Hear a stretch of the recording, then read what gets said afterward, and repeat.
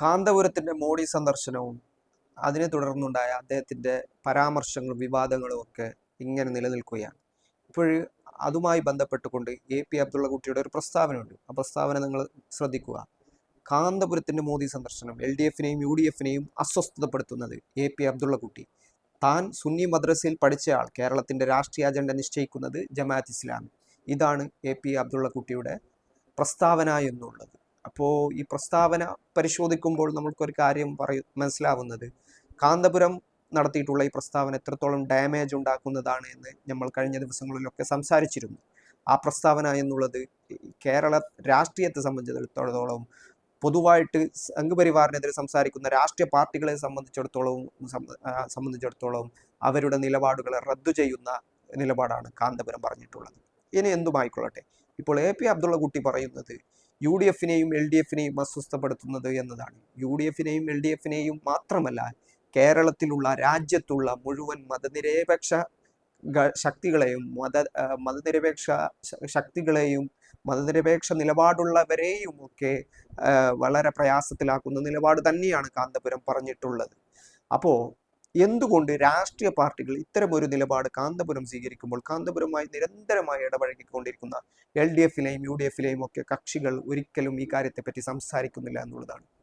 കാന്തപുരമായി ഏറ്റവും അടുത്ത് നിൽക്കുന്ന ആളാണ് കേരളത്തിന്റെ മുഖ്യമന്ത്രി പിണറായി വിജയൻ, CPM എന്നുള്ള രാഷ്ട്രീയ പാർട്ടി, UDFന്റെ പ്രതിപക്ഷ നേതാവ്, മുസ്ലിം ലീഗ് അടക്കമുള്ള രാഷ്ട്രീയ പാർട്ടികൾ. പക്ഷേ ഇത്തരം ഒരു പരാമർശം കാന്തപുരം നടത്തുമ്പോൾ അതിലൊരു പ്രശ്നമുണ്ട്. LDFും UDFും ഒരുപോലെ പറയുന്നതാണ് ഇന്ത്യ രാജ്യത്തെ മുസ്ലിങ്ങളെ ലക്ഷ്യം വെച്ചുകൊണ്ടാണ് സംഘപരിവാർ പ്രവർത്തിക്കുന്നത്, രാജ്യത്ത് മുസ്ലിങ്ങൾ അരക്ഷിതാവസ്ഥയിലാണ് എന്നതാണ് LDFന്റെയും UDFന്റെയും നിലപാട്. രാഷ്ട്രീയപരമായി BJPയെ തോൽപ്പിക്കാൻ, അവർക്കെതിരെ വോട്ട് ചെയ്യണമെന്നുള്ള നിലപാട് സ്വീകരിക്കാൻ അവർ പറയുന്ന കാരണം എന്നുള്ളത് ഇത്തരം ഒരു സാഹചര്യം രാജ്യത്തുണ്ടായി എന്നുള്ളതാണ്.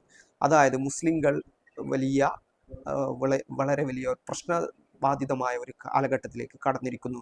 ഇത് സംഘപരിവാറിന്റെ ഭരണകൂടമാണ്. അതുകൊണ്ട് അവർ അധികാരത്തിലെത്താതിരിക്കാൻ തങ്ങൾക്ക് വോട്ട് ചെയ്യണമെന്ന നിലപാട് പറയുന്ന പാർട്ടികളാണ്, അല്ലെങ്കിൽ മുന്നണികളാണ് ഈ രണ്ട് മുന്നണികളും.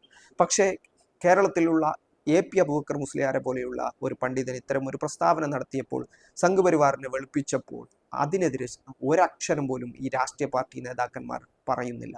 പ്രതിപക്ഷ നേതാവ് പറഞ്ഞിരിക്കുന്നത് അദ്ദേഹത്തിന്റെ പ്രസ്താവന എന്നുള്ള രീതിയിൽ ഒതുക്കിയിരിക്കുന്നു. LDF ആണെങ്കിൽ അത്തരം കാര്യമല്ല എന്നുള്ള പറയുന്നതിനപ്പുറം കാന്തപുരം ഈ പറഞ്ഞത് തെറ്റാണ് എന്നും ഇങ്ങനെയല്ല രാജ്യത്തെ സാഹചര്യമെന്നും ഈ പറഞ്ഞത് ഭരണകൂടത്തെ തൃപ്തിപ്പെടുത്താനാണ് എന്നും ഒരിക്കലും ഇവർ പറയുന്നില്ല. കാരണം എന്താണ്? രാഷ്ട്രീയ പാർട്ടികൾ തങ്ങളുടെ വോട്ട് ബാങ്ക് മാത്രം കേന്ദ്രീകരിച്ച് നിലപാട് സ്വീകരിക്കുന്നതിൻ്റെ അപജയം കൂടിയാണ് കേരളത്തിലും രാജ്യത്തും ഇന്ന് സംഭവിച്ചു കൊണ്ടിരിക്കുന്നത്. കാന്തപുരത്തിന് നടത്തിയ ഈ പ്രസ്താവനക്കെതിരെ എന്തെങ്കിലും പറഞ്ഞാൽ എന്താവും? AP വിഭാഗം എന്നുള്ളത് കേരളത്തിൽ നല്ലൊരു വോട്ട് ബാങ്കുള്ള വിഭാഗമാണ്. അവരുടെ വോട്ടുകൾ ഞങ്ങൾക്ക് നഷ്ടപ്പെടും. പരമ്പരാഗതമായിട്ട് LDFുമായി CPMുമായി സഹകരിച്ചു നിൽക്കുന്ന വിഭാഗമാണ്. അതുകൊണ്ട് CPMന് കുറച്ചും കൂടി അതിൽ ഉത്തരവാദിത്വമുണ്ട്. അവരെന്താണ് കരുതുന്നത്? തങ്ങളുടെ ലഭിക്കേണ്ട വോട്ടുകൾ പോകുമെന്ന്. മുസ്ലിം ലീഗിനെ സംബന്ധിച്ചിടത്തോളം തങ്ങൾ പറയുന്ന രാഷ്ട്രീയത്തിനെതിരെയാണ് കാന്തപുരത്തിന്റെ പ്രസ്താവന എന്ന് കോൺഗ്രസും മുസ്ലിം ലീഗിനും അറിയാം. പക്ഷെ അവരും സംസാരിക്കുന്നില്ല. സംസാരിച്ചാൽ തങ്ങളുടെ വോട്ട് നഷ്ടപ്പെടുമോ എന്നുള്ള ഭയമാണ്. അങ്ങനെ വോട്ട് ബാങ്ക് മാത്രം നോക്കി നയനിലപാടുകൾ സ്വീകരിക്കുന്നതിൻ്റെ ബാക്കി പത്രമായിട്ട് വെള്ളാപ്പള്ളി നടേശൻ നടത്തുന്ന പ്രസ്താവനകളും അതിന് CPM അതിനോട് സ്വീകരിക്കുന്ന നയസമീപനങ്ങളും മുഖ്യമന്ത്രി സ്വീകരിക്കുന്ന നയസമീപനങ്ങളും ഒക്കെ വളരെ വലിയ ചർച്ചകൾക്ക് വേദിയായിട്ടുണ്ട്, ചർച്ചാ വിഷയമായിട്ടുണ്ട്. പക്ഷേ ഇപ്പോൾ കാന്തപുരം ഇത്തരമൊരു പ്രസ്താവന നടത്തുമ്പോൾ അതിനെതിരെയും ആരും ഒന്നും സംസാരിക്കുന്നില്ല എന്നുള്ളതാണ്. രാഷ്ട്രീയത്തെ സംബന്ധിച്ചിടത്തോളം ഇത് വലിയ അപജയത്തിലേക്ക് കാര്യങ്ങളെ കൊണ്ടുപോകും. നിലപാടുകൾ പറയുക എന്നുള്ളത് തങ്ങൾക്ക് കിട്ടുന്ന വോട്ട് പാറ്റേൺ അനുസരിച്ച്, ആളുകൾ പറയുന്ന വോട്ടിൻ്റെ രീതി അനുസരിച്ച്, ആ വിഭാഗങ്ങളുടെ വോട്ട് തങ്ങൾക്ക് നഷ്ടപ്പെടുമോ എന്നുള്ള രീതി അനുസരിച്ച് കാര്യങ്ങൾ പോയാൽ അത് അപകടകരമാണ്. രാജ്യത്ത് ഒരു നിലപാട് പറയാൻ പറ്റാത്ത ഒരു സാഹചര്യം ഉണ്ടാകും, നിലപാടെടുക്കാൻ കഴിയാത്ത ഒരു സാഹചര്യം ഉണ്ടാകും. പക്ഷേ കാന്തപുരത്തിൻ്റെ നിലപാട് എന്നുള്ളത് ഭരണകൂടത്തെ തൃപ്തിപ്പെടുത്താൻ എന്ന് പറഞ്ഞിട്ടുള്ളത് ഒരു രാഷ്ട്രീയ പ്രസ്ഥാനമാണ്, അത് SDPI ആണ്. SDPIയുടെ സംസ്ഥാന വൈസ് പ്രസിഡന്റ് P. അബ്ദുൽ ഹമീദിന്റെ പേരിൽ വന്നിട്ടുള്ള പ്രസ്താവനയിൽ പറയുന്നത് കാന്തപുരത്തിന്റെ പ്രസ്താവന ഭരണകൂടത്തെ തൃപ്തിപ്പെടുത്താൻ എന്നാണ്.